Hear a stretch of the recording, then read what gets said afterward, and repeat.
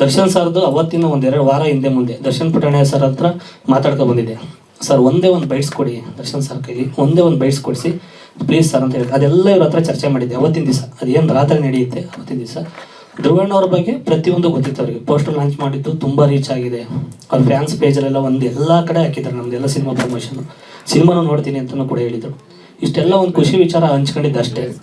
ಅದು ಮುಗಿದ ಮೇಲೆ ಡ್ರಿಂಕ್ಸ್ ಅಷ್ಟು ಅವರೇ ಕೊಟ್ಟಿದ್ದು ಅವ್ರ ಮನೇಲೇ ಕೊಟ್ಟಿದ್ದು. ಅದು ಲೇಬಲು ಇರಲಿಲ್ಲ, ಏನೂ ಇರಲಿಲ್ಲ. ನನಗೆ ಏನು ಹೇಳಿದ್ರು ಅಷ್ಟು ದಡ್ಡನಾಗೋರು ನೀನು ಅಂತ ಅನ್ಬೋದು. ನಾನು ಹೇಳ್ತಾ ಇದ್ದೀನಿ ಅದರಲ್ಲಿ ಏನೂ ಲೇಬಲ್ ಇರಲಿಲ್ಲ. ಅವನೇ ತಂದು ಕೊಟ್ಟಿದ್ದ ಲೋಕನೋ ಏನಿದ್ದಾನೆ ಅವನೇ ತಂದು ಕೊಟ್ಟಿದ್ದ. ಇವರಿಬ್ಬರಿಗೆ ಒಬ್ಬರು ಲೇಡೀಸ್ ಇದ್ದಾರೆ. ಅವರು ಅದು ನಾನು ಒಂದು ಅಡ್ರೆಸ್ ಇಟ್ಟಿದ್ದೀನಿ, ಅದು ಹೇಳೋದು ಬೇಡ.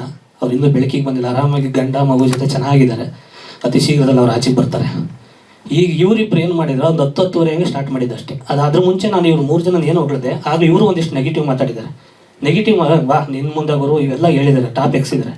ಬಟ್ ನಾನು ಏನು ರಿಯಾಕ್ಟ್ ಮಾಡಿಲ್ಲ, ಅದೆಲ್ಲ ರೆಕಾರ್ಡ್ ಮಾಡಿಲ್ಲ. ಇದಾದಮೇಲೆ ಸ್ಟಾರ್ಟ್ ಆಗಿದ್ದಷ್ಟೇ. ನನಗೆ 1% ನೆನಪಿಲ್ಲ. ಯಾಕೆಂದ್ರೆ ಅವನು ಬರೀ ಡ್ರಿಂಕ್ಸ್ ಮಾಡಿಸಿದ್ನು.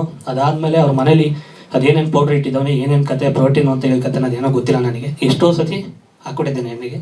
ಅದೇನು ಅಂತ ನಾನು ಹೇಳಿದ್ದೀನಿ ನೆನೆ, ಕಂಪ್ಲೇಂಟು ಮಾಡ್ದೆ. ನಮ್ಮ ವಿಜಯವಾಹಿನಿ ನ್ಯೂಸ್ ಚಾನೆಲ್ನಲ್ಲಿ ಪ್ರಮೋಷನ್, ಜಾಹೀರಾತು, ಅಡ್ವರ್ಟೈಸ್ಮೆಂಟ್ ನೀಡಲು ಸಂಪರ್ಕಿಸಿ 9535808456.